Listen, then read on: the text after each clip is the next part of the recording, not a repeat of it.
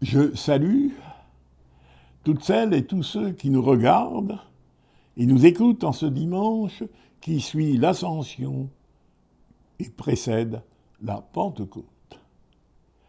En Christ ressuscité, nous sommes sœurs et frères, enfants d'un même Père, grâce au même Esprit qui nous est gratuitement donné à tous.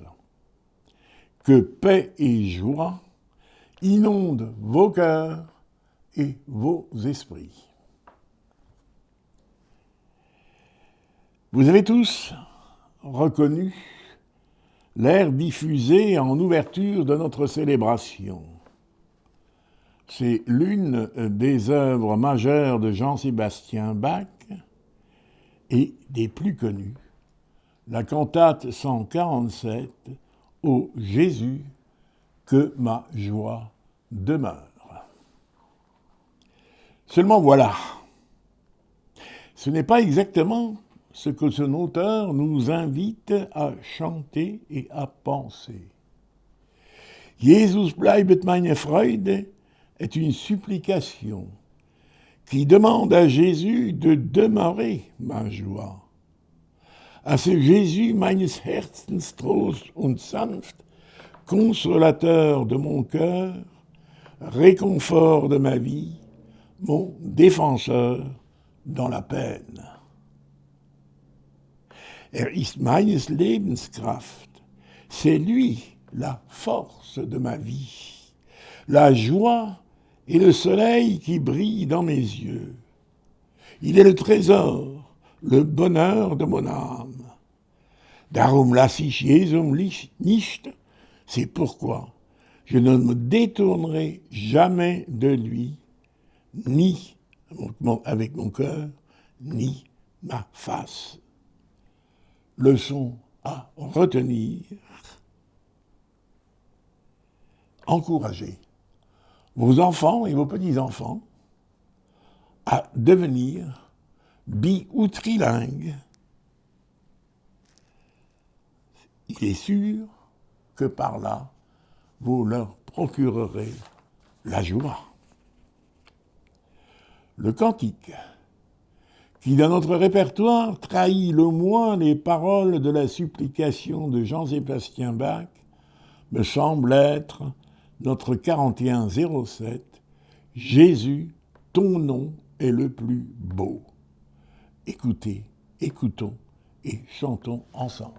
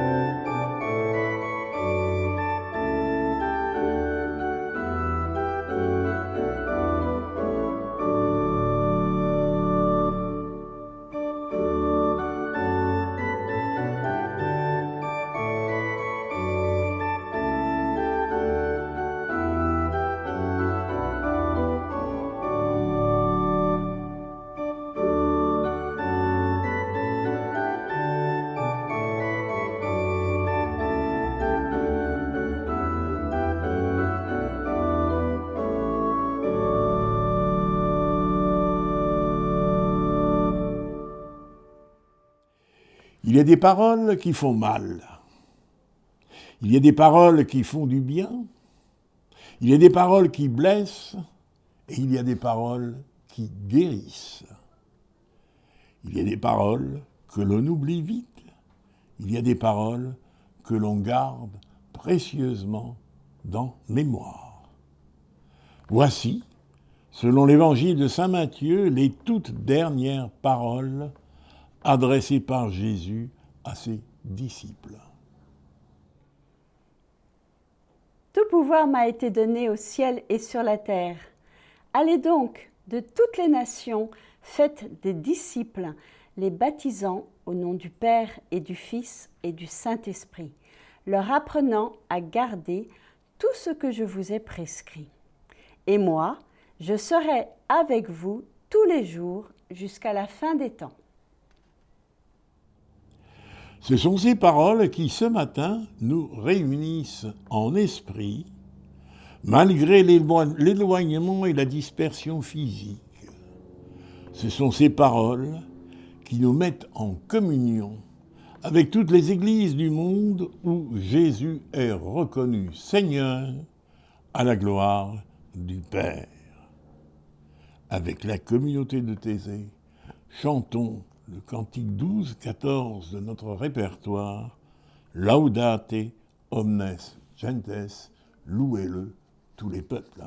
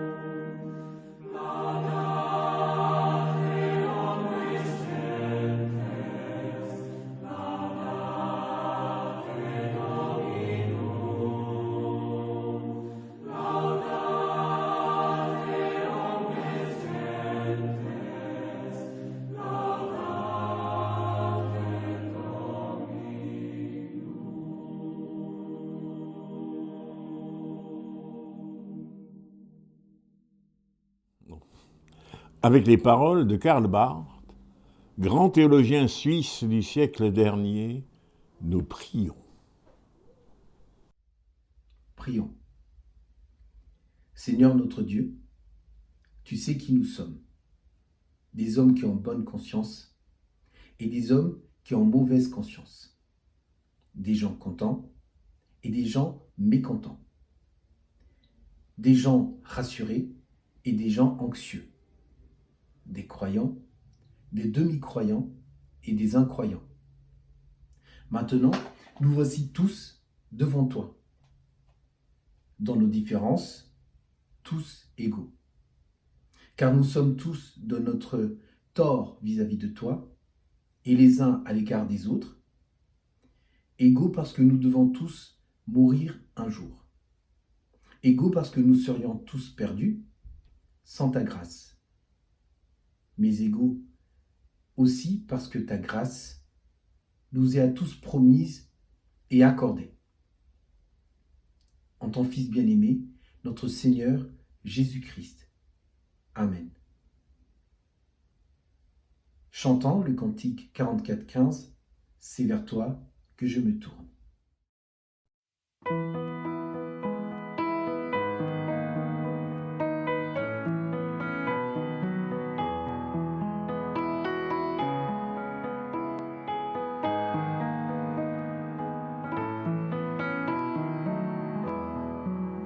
C'est vers toi que je me tourne, je veux marcher dans tes voies, j'élève mes mains pour te rencontrer, mon cœur désire te chanter, pour bénir et célébrer ton saint nom, car tu es fidèle et bon. Seigneur, oh Seigneur, je veux te donner. Seigneur, oh Seigneur, ma vie à jamais. Mes yeux contemplent ta gloire, ta vie ranime ma foi, ta paix et ta joie inondent mon cœur, toi seul fais tout mon bonheur. Je veux proclamer que tu es celui qui chaque jour nous bénit. Seigneur, oh Seigneur, je veux partager. Seigneur, oh Seigneur, ton éternité. Seigneur, oh Seigneur, je veux partager. Seigneur, oh Seigneur, ton éternité.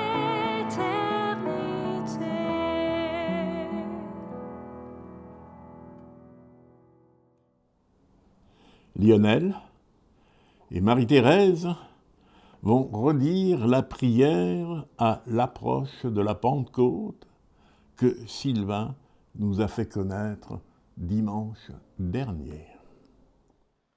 Prière à l'approche de Pentecôte. Saint-Esprit, souffle puissant de Dieu, viens habiter notre obscurité, viens planer au-dessus de nos abîmes et parler à notre chaos, afin que nous respirions ta vie et participions à ta création, dans la puissance du Christ Seigneur. Amen.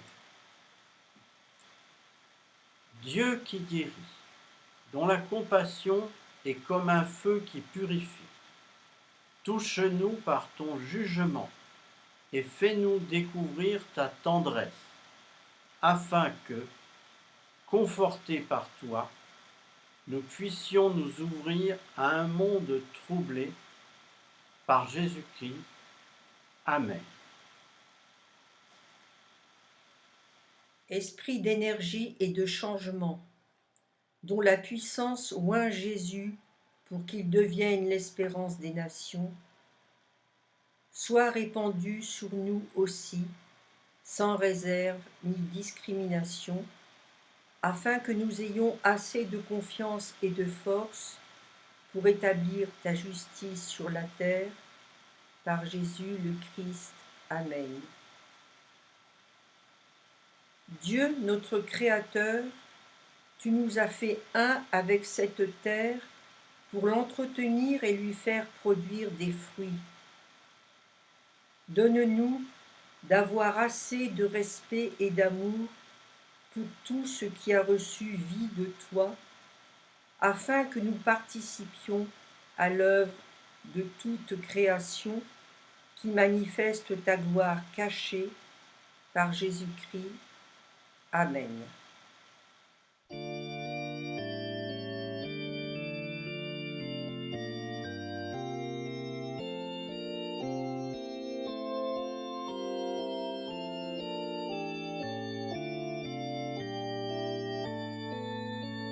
Souffle de Dieu, éveille notre mémoire, souffle de Dieu,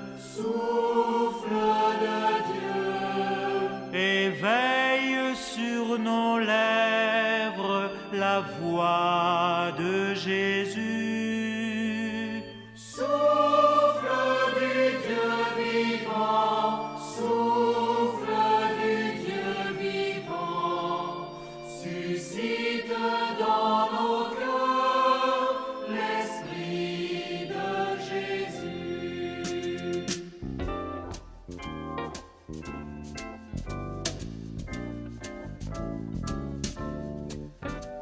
Souffle de Dieu,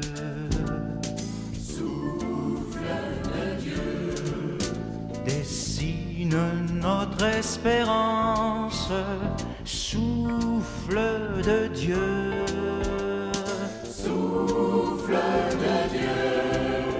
dessine sur nos routes la croix de Jésus.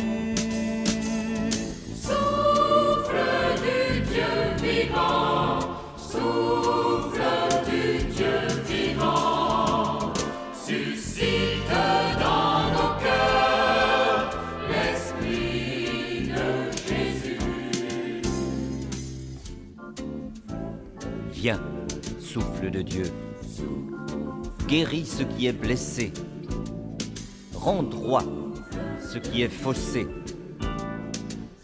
assouplis ce qui est raide, réchauffe ce qui est froid. Souffle de Dieu, viens remplir le cœur de tous les hommes. Souffle de Dieu,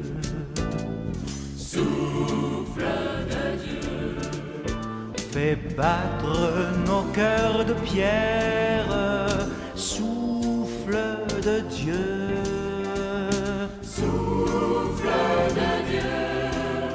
Fais battre en nos poitrines le cœur de Jésus.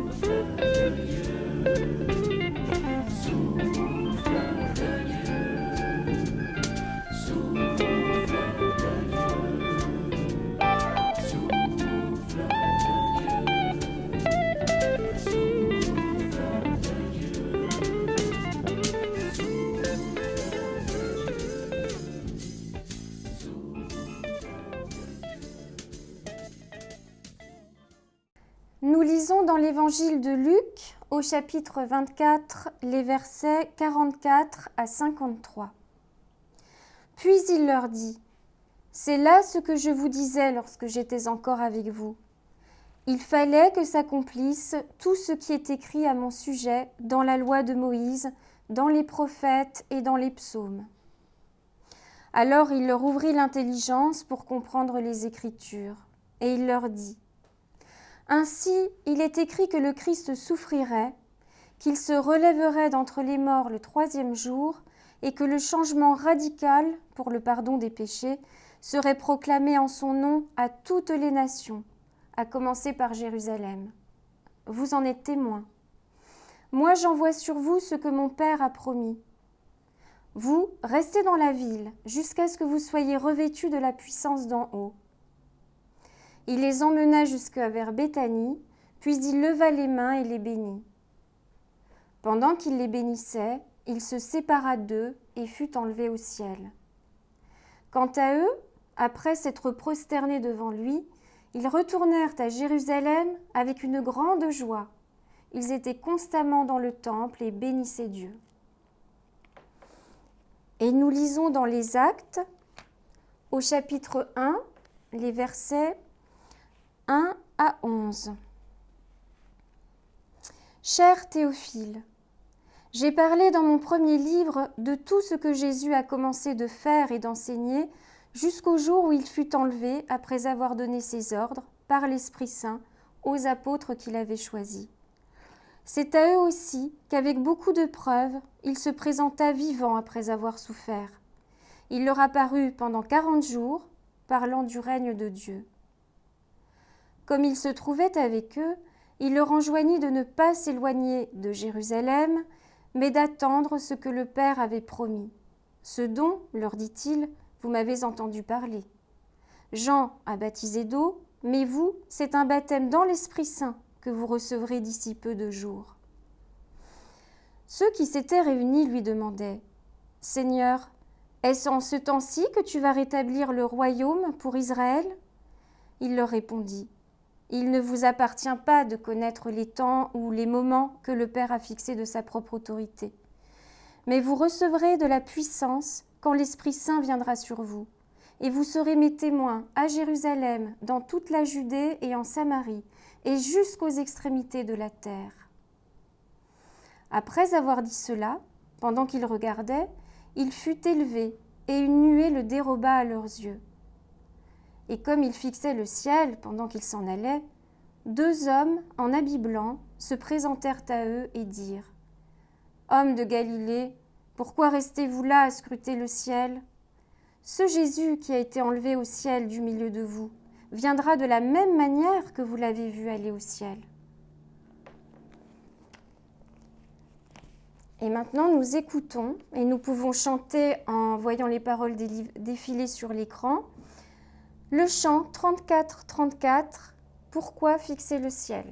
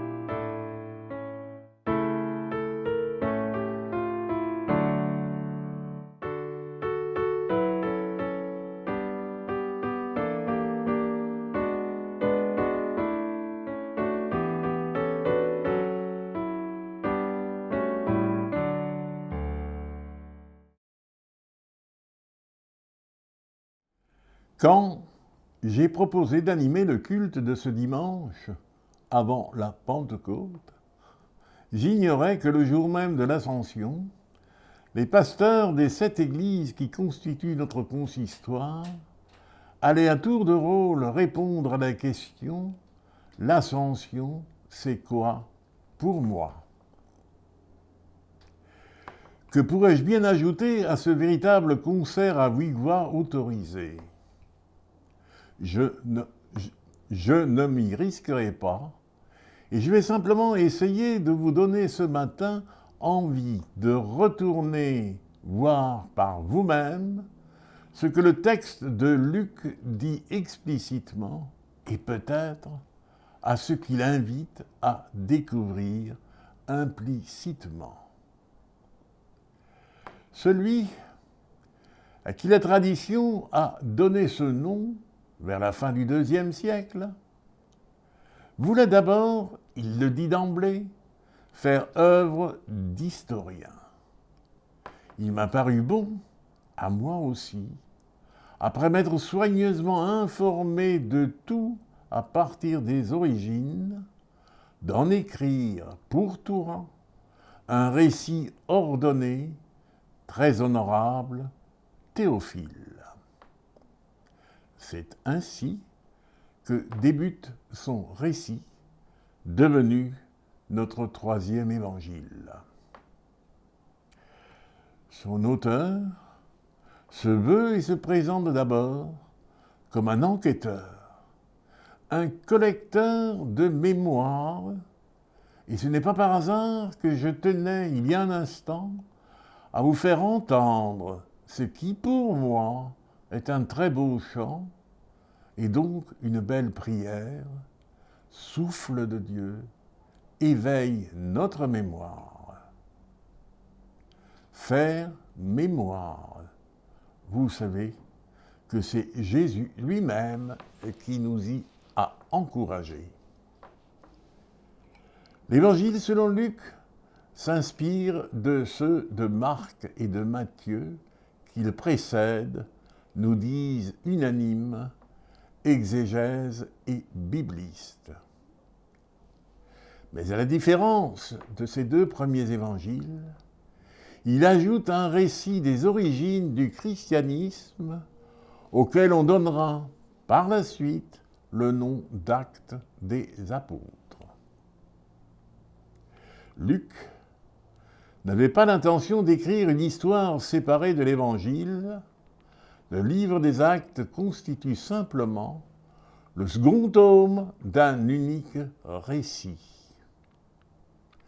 C'est la longueur de ce récit, constitué aujourd'hui de 52 chapitres, qui explique la nécessité de recourir à un 2e rouleau, un seul ne suffisant pas. On écrivait alors, nous apprennent les spécialistes des textes anciens, sur des feuilles de papyrus collées bout à bout en un long rouleau déroulable et enroulable. Il fallait donc utiliser 2 rouleaux. En seconde lecture, nous avons il y a quelques instants entendu Luc faire le lien du second rouleau avec le premier. Le premier récit, Théophile, je l'ai fait sur tout ce que Jésus a commencé à faire et à enseigner jusqu'à ce jour où, par l'Esprit Saint, ayant donné des instructions aux apôtres qu'il avait choisis, il a été enlevé. C'est dans le livre des Actes, chapitre 1er, les versets 1 à 2. Et c'est ainsi que nous retrouvons avec 2 récits de l'Ascension. Le premier est un texte de clôture et de séparation. Le deuxième, un récit d'ouverture et d'envoi. Un fil rouge les relie cependant. Cela a été souligné jeudi par plusieurs des différents intervenants et je ne m'y attarderai donc pas davantage ce matin. Par contre, il ne me semble pas totalement inutile de revenir sur le vocabulaire spécifique utilisé par Luc et qui, imparfaitement traduit, favorise ce que Daniel Margaret appelle les Disneyland religieux. Les peintres y ont de leur côté largement contribué durant des siècles en matérialisant le spectacle. Nos musées regorgent de tableaux représentant l'Ascension. Ils rendent souvent un mauvais service, même si certains de ces tableaux constituent d'indiscutables et d'authentiques chefs-d'œuvre, tout comme les nombreuses représentations montrant Jésus sortir de la tombe. Ils ne proviennent pas des textes bibliques, mais de l'imaginaire de leurs auteurs. Il convient de nous en rappeler quand nous les admirons. Quel est donc ce vocabulaire spécifique que Luc utilise et comment convient-il de le traduire correctement? Je me fie totalement à ce que Daniel Margaret nous en dit, je vais le citer. Luc dit que Jésus fut élevé et qu'une nuée le prit en charge, loin de leurs yeux. C'est en Actes, chapitre 1er, verset 9. Deux verbes décrivent le transit de Jésus vers le ciel. Élever et prendre par-dessous. Prendre en charge. Dans l'Ancien Testament, la nuée revêt paradoxalement une double fonction, révéler et cacher la présence de Dieu. Révéler Dieu en le maintenant caché.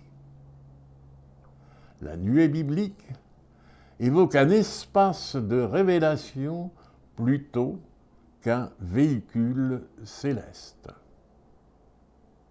Le mystère qu'esquissent ces verbes symboliques est que le ressuscité a été pris en charge par Dieu, absorbé dans l'espace divin et qu'il a disparu aux regards humains.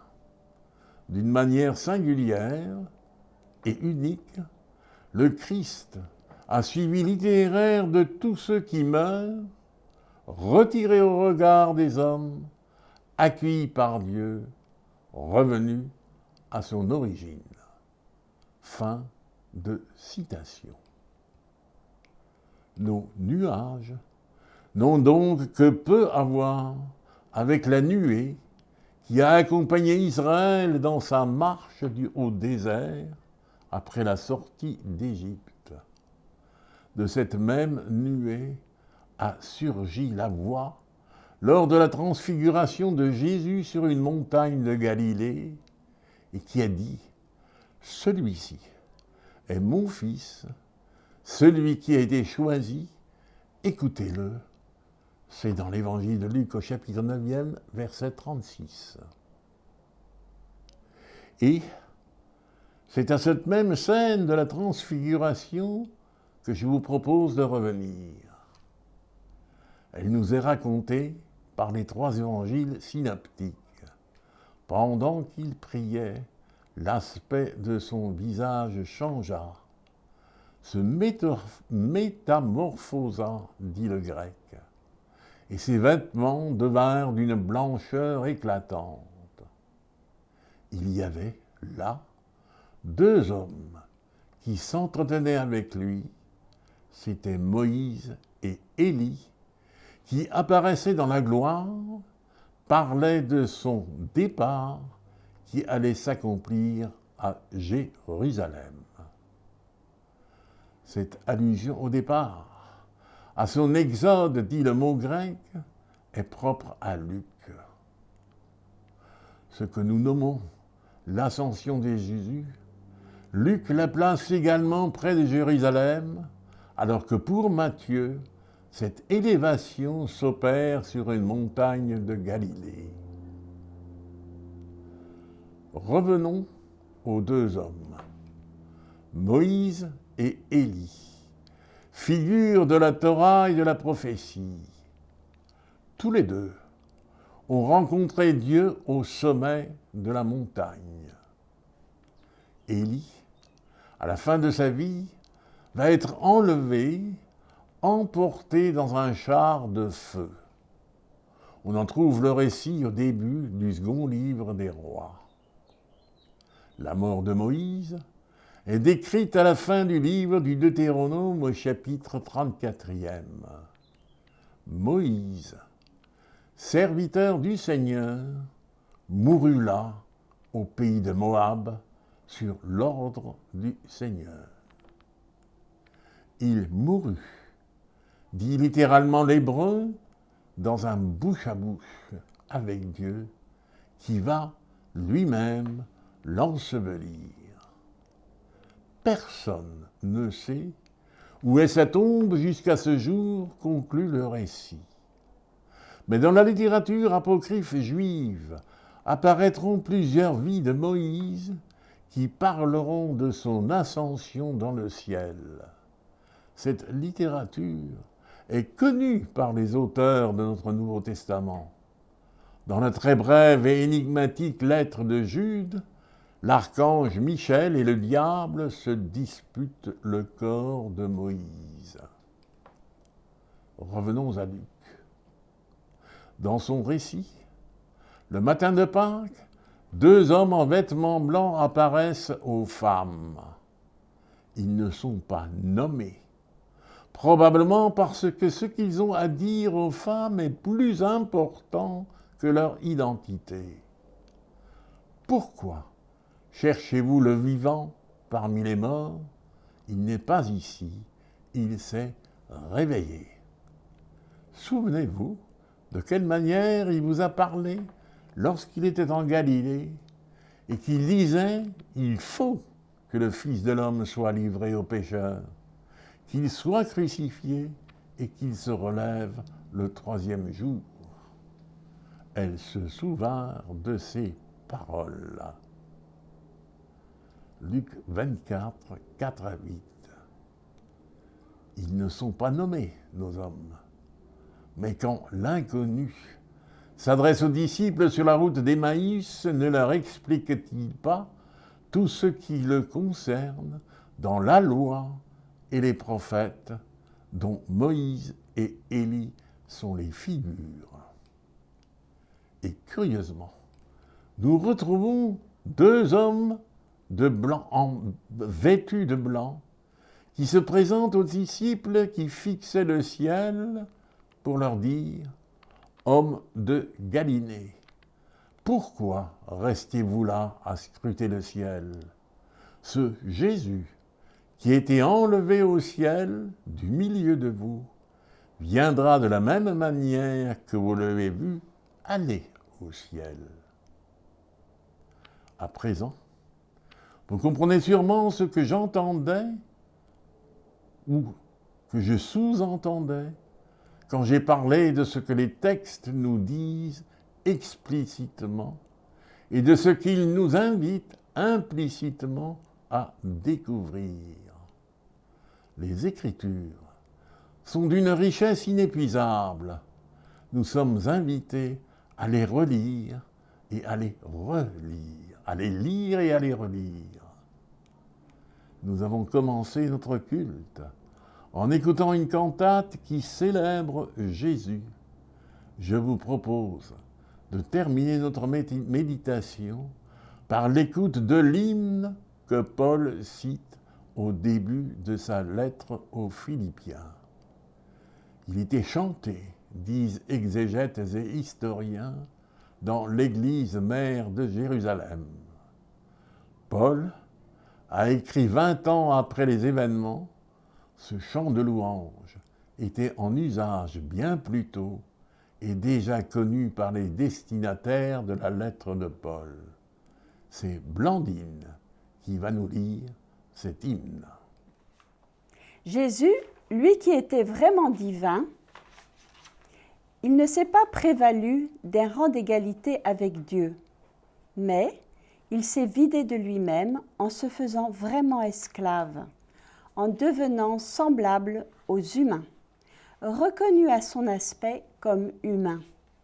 Il s'est abaissé lui-même en devenant obéissant jusqu'à la mort sur la croix.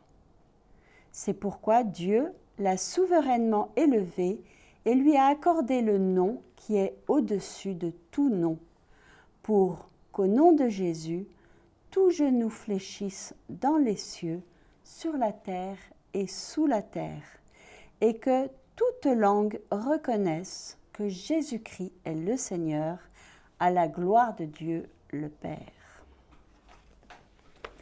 Et nous continuons par le chant 41-20, Jésus tout l'univers.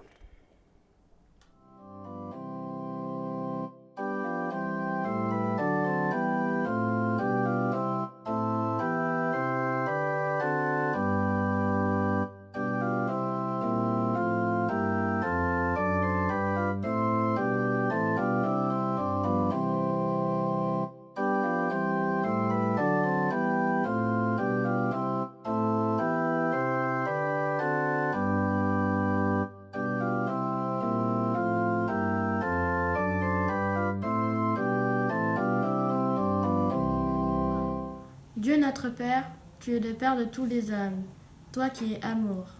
Tu nous donnes la vie et nous confies l'histoire. Toi, Jésus le Christ, tu es l'envoyé du Père pour être notre guide et notre sauveur. Tu as été l'un de nous. Dieu se révèle en toi. Tu nous ouvres sans cesse des chemins de vie et de liberté.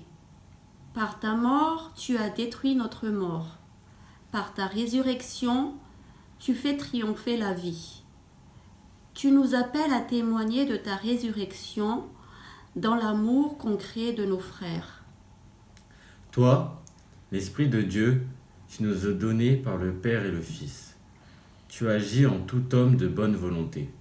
Tu nous rassembles en l'Église pour servir nos frères et nos sœurs et construire avec d'autres un monde plus humain. Avec toi et Jésus, le Seigneur, dans la communion des saints, nous célébrons les louanges du Père.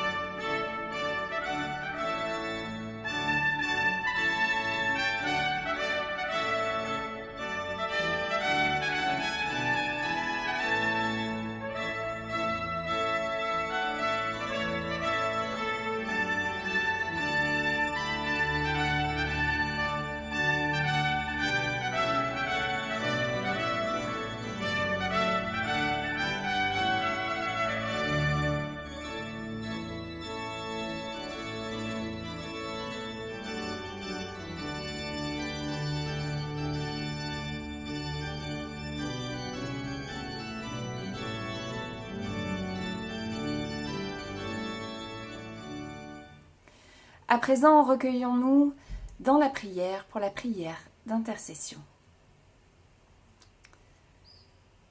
Seigneur, nous te prions pour ceux qui te cherchent à tâtons, afin qu'ils te trouvent. Pour ceux qui croient te posséder, afin qu'ils te cherchent. Pour tous ceux qui ont peur de l'avenir, afin qu'ils aient confiance. Seigneur, nous te prions pour ceux qui ont échoué, afin qu'ils aient de nouvelles chances. Pour tous ceux qui doutent, afin qu'ils ne désespèrent pas. Pour ceux qui s'égarent, afin qu'ils trouvent leur chemin. Seigneur, nous te prions pour ceux qui sont seuls, afin qu'ils rencontrent quelqu'un. Pour ceux qui ont faim, faim de tout, afin qu'ils soient rassasiés. Pour ceux qui sont rassasiés aussi, afin qu'ils apprennent la faim. Pour ceux qui réussissent, afin qu'ils soient sans orgueil. Pour les puissants, afin qu'ils se sentent vulnérables. pour tous ceux qui vivent dans ce monde entre l'espoir et la peur. Pour nous-mêmes aussi, nous te prions, Seigneur, délivre-nous de la peur et des fausses sécurités et donne-nous tout ce qui est bon pour nous. Par le Christ notre Seigneur, nous te le demandons.